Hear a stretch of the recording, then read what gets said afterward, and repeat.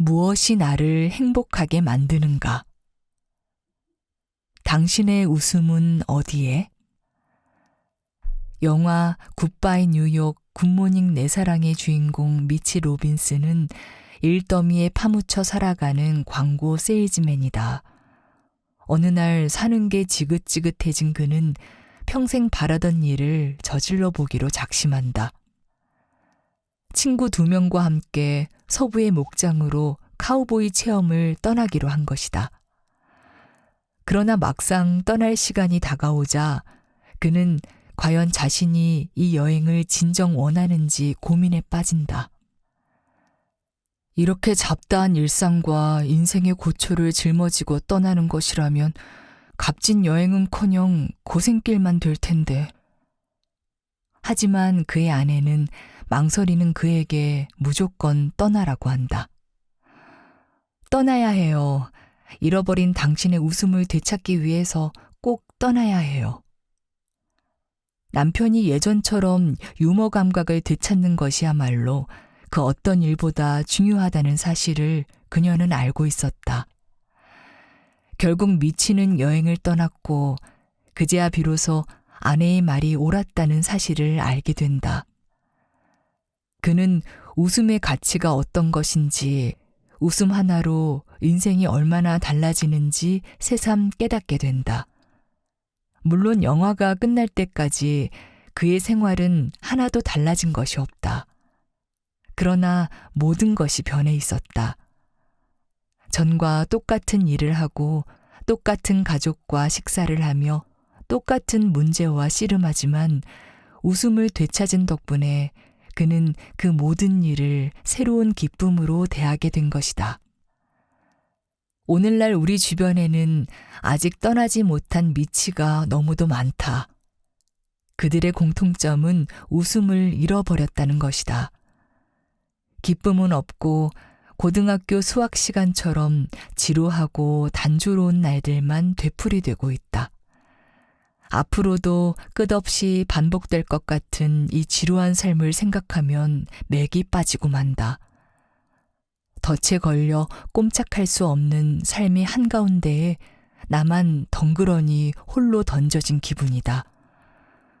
사는 신용은 하지만 삶에는 이미 생명이 느껴지지 않는다. 그저 한숨만 나와. 이제는 재미란 것이 뭔지도 모르겠어. 과연 우리 삶을 행복하게 하던 그 많은 재미가 모두 다 사라져 버린 것일까? 사실은 재미가 사라진 것이 아니라 우리가 재미에 너무 중독되어 있는 것이다. 모든 중독성 물질이 그러하듯 사람들은 재미에 대해서도 오랫동안 내성을 키워왔다. 그래서 재미있는 일을 하면서도 재미를 못 느끼고 있다. 정말로 잃어버린 것은 재미와 즐거움이 아니라 그것을 느끼는 감각이다. 재미있는 사람과 함께 있고 재미있는 일도 하면서 모두 재미없다고 말하는 것은 바로 그 때문이다. 나를 나답게 하는 것은 무엇인가? 사람들은 활기와 행복에 꼭 필요한 미묘하고도 결정적인 요소를 잃어버렸다. 그것은 바로 독창성이다. 나를 진정 나이게 하는 것, 나를 남과 다른 존재로 만들어주는 독창성은 도대체 어디로 갔단 말인가? 20세기의 유명한 교육자이자 심리학자인 알프레드 아들러는 독창성이야말로 행복하고 충만한 라이프 스타일을 유지시키는 필수 요소라고 했다. 하지만 어처구니 없게도 그가 만든 신조어 라이프 스타일은 이제 거의 독창성의 반대 개념이 되어버리고 말았다. 오늘날 라이프 스타일이란 쇼핑몰에서 사들이는 물건, 즉 행복을 위해 꼭 필요한 물건처럼 인식되고 있다. 이렇게 공장에서 틀에 넣고 찍어낸 보편적이고 표준화된 행복에 만족할 수 있을까? 많은 사람이 웃음을 잃어버린 것도 당연하다. 하지만 더욱 무서운 것은 설령 웃음을 발견한다 해도 그것을 알아채는 사람들이 과연 얼마나 되겠느냐 하는 것이다.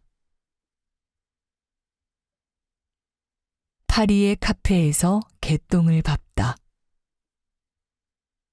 나는 오랫동안 작가 헨리 밀러와 시인 짐 모리슨의 삶을 합쳐놓은 듯한 라이프 스타일을 갈망해왔다. 그게 구체적으로 어떤 것인지는 설명할 수 없지만 일상과 예술의 경계 지점에서 아슬아슬하게 삶을 꾸려나가는 고뇌에 찬 예술가의 삶에는 뭔가 그럴싸한 맛이 들어있을 것만 같았다. 그래서 결국 파리로 떠났다. 세월의 때가 잔뜩 묻어있는 어느 호텔의 여장을 푼 뒤 나는 고뇌에 찬 예술가의 모습이라고 여겨지는 것들을 모조리 흉내내며 살기 시작했다. 옷은 어두운 색상으로만 걸치고 사색하는 표정을 짓기 위해 미간을 찌푸렸으며 그들처럼 보이기 위해 담배도 물었다. 소설가 에드거 앨런 포가 묘사한 철학적 탐정 오기스트 뒤팽처럼 낮에도 커튼을 치고 등불 아래 앉아 책을 펼쳐들기도 했다. 거울에 비친 내 모습은 정말이지 존재의 어두운 시면을 여행하는 예술가처럼 보였다. 기분이 좋았다. 하지만 그것은 허위의식으로 만들어진 가면의 삶에 불과했다. 언젠가 포브스가 출간 75주년을 기념하여 왜 우리는 그 많은 것을 갖고 있으면서도 이토록 불만인가라는 문제를 특집으로 다룬 적이 있다. 거기 실린 유명한 저술가들의 글들은 모두 한 가지 공통점을 이야기하고 있다. 사람들이 행복을 느끼지 못하는 까닭은 그들의 삶에 뭔가가 빠져 있기 때문이며 그 빈자리는 세상의 어떤 신기한 발명품이나 재미있는 장난감으로도 채울 수 없다는 사실, 바로 그것이었다. 우리는 늘 어딘가를 향해 가지만 그 어디에도 다다르지 못한다. 뭔가를 선택하자마자 다른 것을 갈망하며 안달하기 시작한다. 애당초 내게 맞지 않는 것을 선택하기 때문이다. 저 사람처럼 살 수 있다면 얼마나 행복할까. 저런 라이프 스타일을 갖는다면 행복해질 거야. 그리고는 거기에 따르는 모든 것을 살 수만 있다면 나도 행복해질 거라고 여기지만 그것은 생각의 덫에 불과하다. 사람들은 행복을 마치 붙잡아서 새장 안에 가둬둘 수 있는 물건인 양 언제나 욕망의 잠자리채를 들고 다니며 허공을 휘젓는다. 그러나 행복이란 줄에 묶인 애완견이 아니라 어깨 위에 앉은 매와 같다. 주인은 매와 함께 할 수 있지만 매를 소유할 수는 없다. 그것은 언제든지 날아갈 수 있고 또 언제든지 돌아올 수 있다. 행복은 원래 방랑벽이 있어 결코 붙잡아 둘 수 없기 때문이다. 만일 행복을 줄에 묶어둔다면 그것은 시름시름 앓다가 거짓말처럼 사라져버릴 것이다. 너무 꽉 껴안고 있으면 사랑을 느낄 공간조차 없어지듯이 행복 또한 자유롭게 돌아다닐 공간이 필요하다. 행복을 풀어줘 보라. 그러면 당신은 더 행복해질 것이다. 다시 파리로 돌아가 고뇌에 찬 예술가처럼 살고 싶어 했던 그 어리석은 친구를 만나보자. 어느 날 오후 나는 카페에 앉아 보르도를 홀짝홀짝 마시고 있었다. 마치 속세에서 초탈한 듯한 표정을 짓고 담배 연기를 길게 뿜어내며 창밖을 응시했다. 그리고 길을 오가는 행인들의 의미 없는 몸짓을 바라보며 인생의 무상함을 생각했다. 그때 강아지 한 마리가 다가오더니 카페 입구에 쪼그리고 앉아 똥을 싸기 시작했다. 내 눈엔 그것이 지루하기 짝이 없는 일상의 단면을 보여주는 것만 같았다. 나는 와인 한 잔을 더 주문했다. 그리고 사람들이 개똥을 밟고 지나가는 모습을 느긋하게 지켜보기로 했다. 어쩌면 우리의 삶을 요약해 놓은 단편 영화처럼 흥미로울 수 있을 것 같았다. 유쾌하게 길을 걷다 갑자기 아무런 이유도 없이 냄새나는 배설물 때문에 더럽혀지는 것이 우리 일상이 아니던가. 창밖에서 벌어지는 그 무성 영화는 정말 혼자 보기 아까울 만큼 재미있었다. 누군가는 개똥을 밟기 직전에 재빨리 피하기도 하고 또 덜어는 그냥 밟고 지나갔다. 개똥 하나를 놓고 마치 서커스의 공중고개와도 같은 아슬아슬한 쇼가 벌어지고 있었다. 나는 슬며시 미소를 짓다가 결국 큰 소리로 웃었다. 그때 카페 주인이 의아한 표정으로 다가왔다. 나는 그를 맞은편에 앉게 한 뒤 철학에서부터 메이저 리그에 이르기까지 많은 대화를 나누었다. 우리는 금세 친해졌다. 잠시 후 그는 내게 자기 아내를 소개해 주었다. 저런, 너무 야유였군요, 미국 양반. 그의 아내는 주방으로 들어가더니 토마토 수프를 한 사발 내왔다. 여태까지 먹어본 중에 가장 맛있는 수프였다. 카페 주인은 나를 위해 기꺼이 특제 와인을 땄고 우리 모두 흠뻑 취하기 시작했다. 그날 저녁 나는 지난 5개월 동안 파리에서 나누었던 것보다 더 많은 대화를 그들과 나누었다. 그리고 카페 주인 내외와 흥겹게 취해가는 동안 어느덧 예술가의 고뇌 따위는 싹 잊어버리고 말았다. 가게가 문 닫을 시간이 되어서야 나는 자리에서 일어났다. 새로 사귄 친구들과 포옹을 나누고 즐거운 마음으로 카페 문을 나섰다. 그리고 바로 그 개똥을 밟은 것이다. 그 순간 나는 파리의 하늘이 온통 떠나가도록 폭소를 터뜨렸다. 그렇게 나는 웃음을 되찾았고 그 웃음은 파리에서 돌아온 뒤에도 오랫동안 내게서 떠나지 않았다.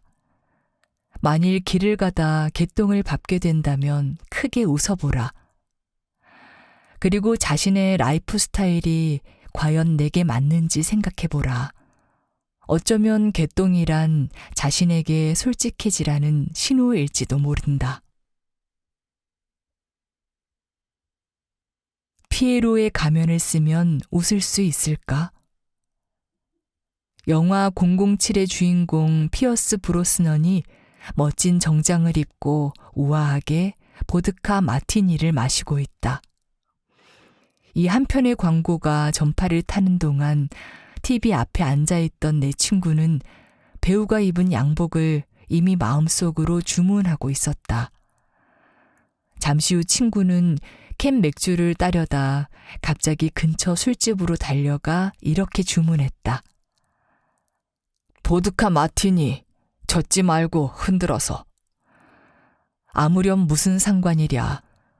적어도 그날 저녁만큼은 007 주인공처럼 매력적인 남성이 된 기분에 한껏 젖어들 수 있었다.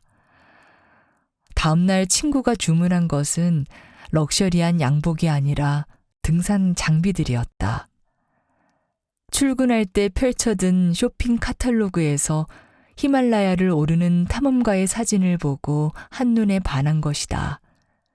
그 뒤로 나는 그 친구가 히말라야를, 아니 마을 뒷산이라도 오르는 것을 한 번도 본 적이 없다. TV와 인터넷을 통해 쏟아지는 무수한 광고에서 우리는 포장이 잘 된 라이프 스타일을 날마다 접한다. 아무리 절제력을 지닌 사람이라도 한두 번쯤은 광고 속 이미지들에 현혹되어 제품을 구입한다. 우리를 행복하게 해줄 것 같은, 그래서 그 제품만 사면 광고 이미지와 같은 라이프 스타일을 갖게 될 것 같은 착각에 빠져 우리 삶에는 이렇게 욕망의 유효기간이 지난 상품들만 무수히 쌓여간다. 먼지를 뒤집어 쓴 잡동사니가 잔뜩 쌓여있는 창고를 떠올려 보라. 우리의 삶이 그런 꼴이라면 참을 수 있을까? 미리 포장된 라이프 스타일은 물론 가공의 인물이겠지만 다른 누군가에게 나의 삶을 대신 살게 하는 것과 같다. 포장된 라이프 스타일이 보여주는 것은 언제나 성공한 스타들의 이미지다. 그들은 늘 미소를 짓고 있으며 아름답고 건강하다. 그들은 자신감이 넘치는 표정으로 이렇게 말한다. 자, 이제 선택하세요. 그럼 당신도 이렇게 멋지게 살 수 있답니다. 사람들은 그것을 선택한다. 그리고 자신이 선택한 라이프 스타일이 효과가 없을 때 사람들은 라이프 스타일이 아니라 자기 자신을 의심하게 된다. 뭔가 딱 하나가 빠진 것 같군. 그것만 있으면 진짜로 행복해질 수 있을 텐데. 이것이 바로 카탈로그 쇼핑식 인생관이다. 그런데 문제는 거의 매일같이 새로운 쇼핑 카탈로그가 배달된다는 것이다. 사람들은 채워지지 않는 욕망 안에 갇힌 채 무의미한 쳇바퀴만 굴리고 있다. 설레는 마음으로 사들인 물건들이 결코 우리를 만족시켜 주지 못하는데도, 아니, 만족을 못하기 때문에 더 많이 사들인다. 그렇게 물건을 쌓아두는 일에 점점 중독되면서도 내성 역시 강해진 탓에 영원히 만족을 느낄 수 없다. 하버드 대학의 경제학자 줄리에 슈어가 과로하는 미국인들이라는 책에서 서술한 바와 같이 20세기 중반 이래 미국인들은 선택권만 주어지면 좀 더 높은 임금과 좀 더 많은 여가 시간이 주어지는 곳으로 끊임없이 옮겨 다닌다. 하지만 그렇게 해서 과연 행복해졌을까? 여론조사 결과 절대 다수가 노라고 대답했다. 때문에 우리는 더 많은 일, 더 많은 상품, 그리고 더 심각한 지구 파괴의 쳇바퀴 속에 갇혀버린다고 줄리에 슈어는 말한다. 늦은 저녁 퇴근길에서 문득 차창에 비친 자기 얼굴이 낯설게 느껴진 적이 있는가? 즐겁고 행복한 인생을 살고 싶어 하던 그 젊은이는 어디로 갔을까? 어렵게 취직한 직장에서 청춘을 바쳐 열심히 치열하게 살아가던 이들이 대개는 중년 무렵이지만 어느 시점에 이르러 깊은 한숨을 내쉰다. 아니, 이게 다야? 즐겁고 행복한 인생은 도대체 언제부터 시작되는 거야? 성공해야 행복한 것이 아니라 행복해야 성공한다는 단순한 사실을 우리는 너무 쉽게 잊고 산다. 사람들이 대부분 겪는 비애는 자기만의 성공관을 전혀 갖고 있지 않다는 데 있다. 그들은 잘 포장된 행복의 이미지를 돈으로 사면 행복해진다고 믿어왔다. 이것은 마치 피에로의 가면을 쓰면 자신도 웃을 수 있다고 생각하는 것과 같다. 항상 웃고 있는 피에로의 가면을 쓰게 되면 나도 웃는 사람이 되는 것일까? 바뀌는 것은 아무것도 없다. 흘러간 노래 가사처럼 아무도 안 본다고 해서 눈물이 감춰지는 것은 아니다.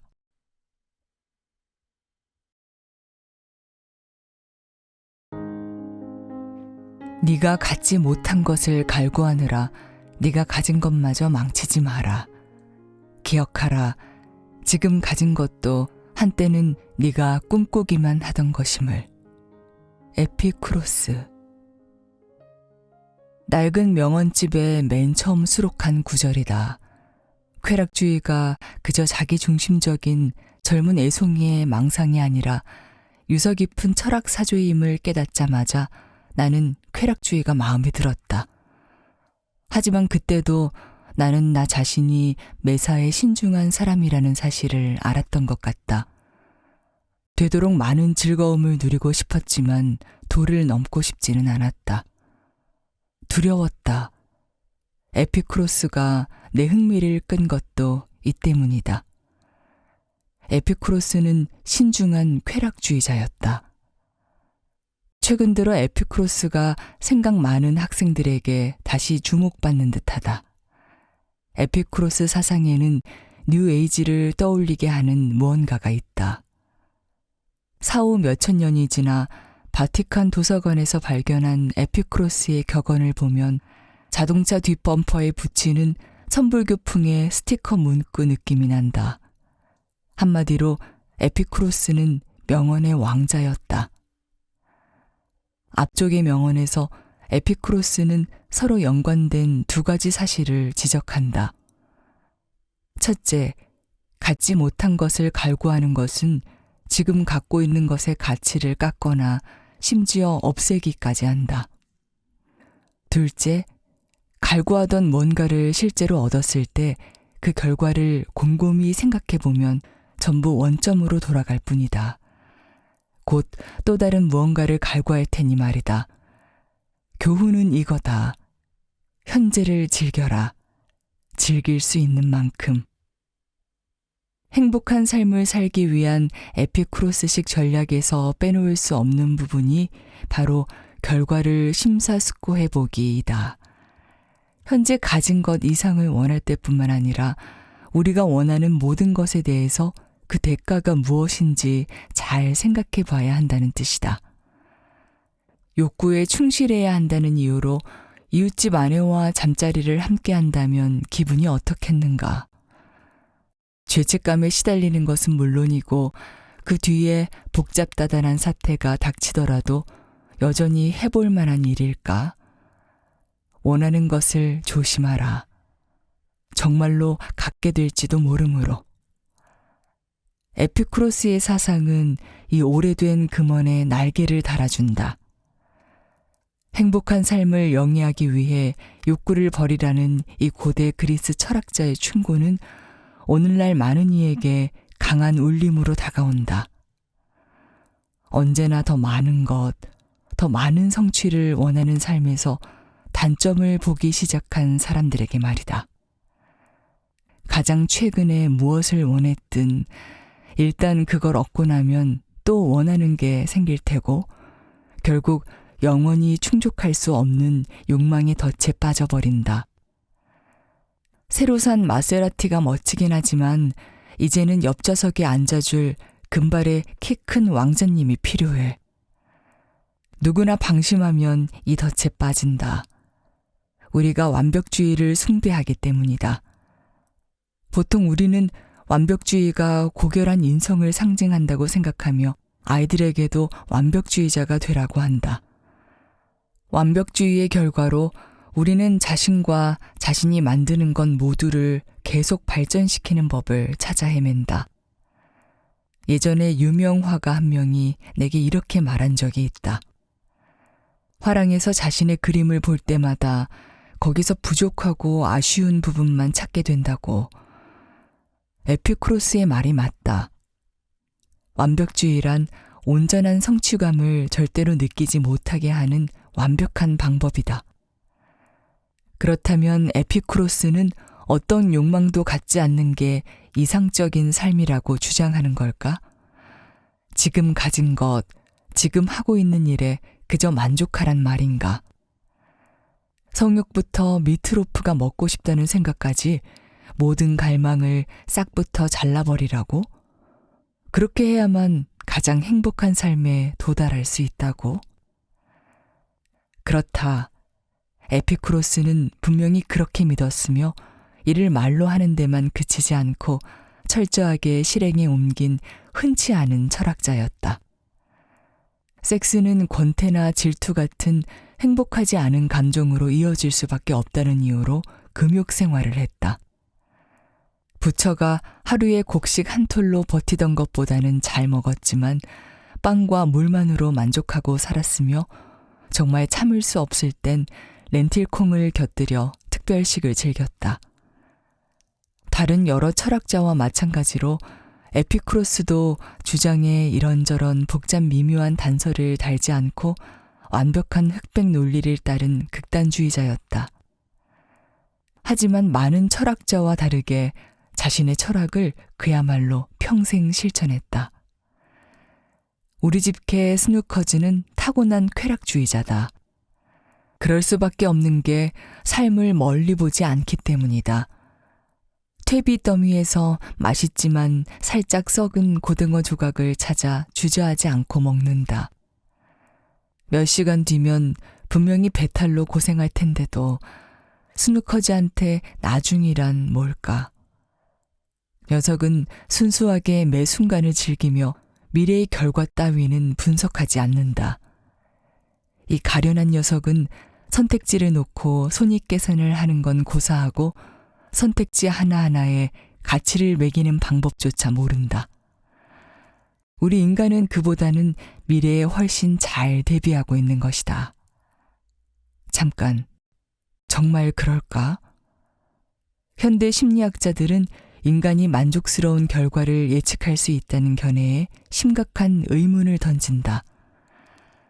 하버드 대학교 데니얼 길버트 교수의 주목할 만한 저서 행복에 걸려 비틀거리다에 따르면 우리 인간은 배우자 탐색부터 거처 정하기까지 무엇이 스스로를 행복하게 만드는지를 예측하는데 형편없다.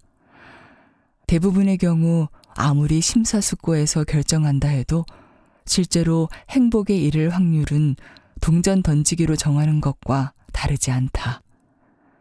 선불교스러운 에피쿠로스의 가르침은 아직도 내 취향을 완벽히 저격한다. 사실 에피쿠로스의 저작을 처음 읽었을 때보다 지금이 더욱 그렇다. 보통 나는 현재를 외면하면서까지 더 많은 걸 원하지는 않지만 다음에 무슨 일이 일어날지를 상상하며 현재를 외면하는 일은 잦다. 이제는 안다. 지금까지 내 생의 대부분의 시간을 다음은 뭘까를 생각하며 써버렸다는 사실을. 저녁을 먹으면서 다 먹으면 무슨 책을 읽을지, 무슨 영화를 볼지 생각하느라 정작 지금 먹고 있는 맛있는 메시포테이토를 음미하지 못한다. 다음은 뭘까는 내 삶을 오랫동안 지배했다. 어렸을 때는 이 다음에 커서 어른이 되면 어떤 삶을 살게 될지 끊임없이 생각했고, 좀 더 큰 다음엔 대학을 졸업하면 내 삶이 어떻게 될지를 생각했다. 계속 그런 식이었다. 그리고 그 때문에 삶을 더 충만하게 살지 못했다. 랠프 월도 에머슨의 말을 빌리면 우리는 언제나 살아갈 준비를 할 뿐 정작 삶을 살지는 않는다. 세계 여러 주요 종교가 갖는 기본 교의는 지상의 삶이란 영생, 곧 내세에서의 영원한 삶에 이르기 위해 거치는 보잘것없는 단계일 뿐이라는 것이다. 지상에서의 사명은 천국에서의 삶을 준비하는 일이며 이를 위해서는 먼저 천국을 누릴 자격을 얻어야 한다. 이것 말고는 현세의 삶은 큰 의미가 없다.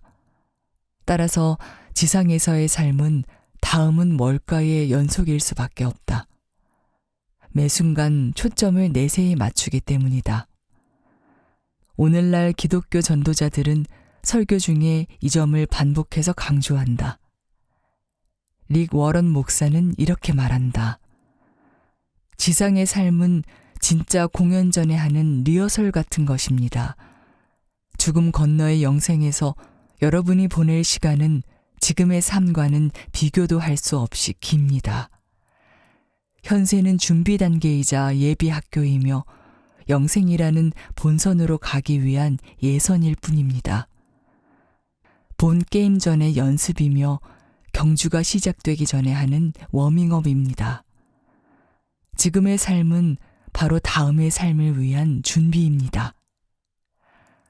다음은 뭘까라는 내 개인적 강박은 워런 목사가 설교로 전달하는 것보다 범위가 훨씬 좁을 뿐더러 위대한 내세라는 보상을 약속하지도 않는다. 그리고 그 결정적 보상 없이 내 강박적 습관은 아무 의미가 없다. 하지만 지금은 너무 깊게 생각하고 싶지 않다. 무언가를 후회하며 시간을 보내는 것 또한 바로 내 앞에 있는 것들을 보지 못하게 만들기에 딱 좋은 행동 아닌가. 게다가 내 나이와 지극히 세속적인 내 세계관을 감안하면 이 다음에 무엇이 올지는 뻔하지 않은가. 사교 모임보다 고독이 좋아지는 나이. 언어는 홀로 있음의 양면을 현명하게 간파했다.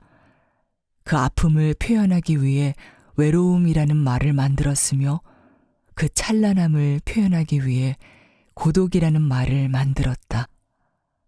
파울 틸리히. 나는 순수한 우정의 즐거움을 소중하게 여기는 만큼이나 홀로 있음의 찬란함도 사랑한다. 세월이 지날수록 그 즐거움은 더더욱 깊어졌다. 혼자 있으면 평화로움과 더불어 살아있음에 감사하는 마음으로 가득 찰 때가 많다. 여름날 작은 집 뒤쪽에 훌쩍 자라난 풀과 야생화들을 눈앞에 두고 홀로 앉아있노라면 숨을 들이쉬고 내쉬는 것마저도 떠들썩한 잔치처럼 느껴진다. 내 곁을 지날 때면 아내는 가끔 즐거운 미소를 머금고 나를 바라봤다. 몇 년 전에 아내가 의자에 앉아서 무슨 생각을 그리 깊이 하는지 물어본 적이 있다. 나는 행복하게 진실을 고백했다. 어떤 깊은 생각도 심지어 어떤 얕은 생각도 전혀 하지 않고 있었노라고. 사실 바로 이 점 때문에 진실로 즐거울 수 있었던 것이다. 고독에 빠지는 건 분명히 이기적인 행위이다. 그러나 자기 본의적이라고는 생각하지 않는다. 내가 혼자 앉아있는 건 내가 나임을 자축하기 위해서가 아니다. 나 자신에 대해 축하할 일이 있다면 내가 이 세상에 존재한다는 사실일 것이다. 살아있음에 감사할 수 있다는 건 축복이며 그 축복은 보통 다른 이들과 함께 있을 때는 느껴지지 않는다. 군중 속에서는 그 느낌이 사라져버리기 때문이다. 그렇다고 월든 연못에서 몇 달이고 혼자 지내곤 했던 미국 철학자 헨리 데이비드 소로만큼 고독에 열중하지는 않는다. 소로는 우거진 숲속에서 생각에 깊이 잠겨 있었다. 그는 이렇게 말했다. 나는 고독만큼 좋은 동반자를 찾아낸 적이 없다. 그 정도까지 가기에는 좋은 친구들과 함께하는 시간이 너무나 소중하다. 그러나 소로의 사상은 고독과 진실로 다정한 친구와 함께하는 시간 사이 어디쯤에 있는 행위에 관해 생각해보게 만든다. 별로 친하지 않은 사람들과 함께하는 시간 말이다. 우리네 삶에서는 이런 경우가 흔하다. 사람들 사이를 옮겨다니며 상냥하고 즐겁게 수다를 떨지만 개인적이고 심각한 이야기는 하지 않는 사교 모임을 예로 들 수 있겠다. 이런 모임에서는 누군가와 친밀해질 일말의 가능성조차 찾을 수 없다. 그런 만남보다는 고독이 낫다. 살 날이 얼마 남지 않아 한순간도 낭비하고 싶지 않은 늙은이나 할 만한 생각일지는 모르겠지만 말이다. 나는 남은 시간을 파티 광으로 사는 쪽보다는 뒤뜰 의자에 앉아 숨쉬기 운동을 하며 보내는 쪽을 택하겠다. 스누커즈 역시 나이가 들수록 혼자 노는 쪽을 좋아한다. 함께 산책을 나가는 것보다 가지를 넓게 뻗은 단풍나무 아래에서 엎드려 있는 걸 즐긴다. 고개를 쳐들고는 코를 킁킁거리며 눈앞에 펼쳐지는 장면을 즐기고 때로 흥미로운 냄새가 나면 꼬리를 흔든다.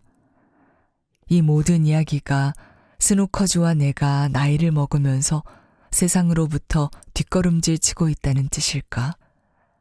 한때 삶을 풍성하게 해주던 행위와 만남을 내려놓고 우아하게 죽음의 세계로 옮겨갈 준비를 하고 있는 것일까? 모르겠다. 하지만 뒤뜰에 혼자 앉아 있어도 기분이 풍요로울 수 있다는 건 안다. 알베르트 아인슈타인은 노년에 일어나는 이런 현상을 아름답게 묘사했다. 나는 고독 속에 산다. 젊었을 때는 고통스러웠으나 나이 들어서는 달콤하다.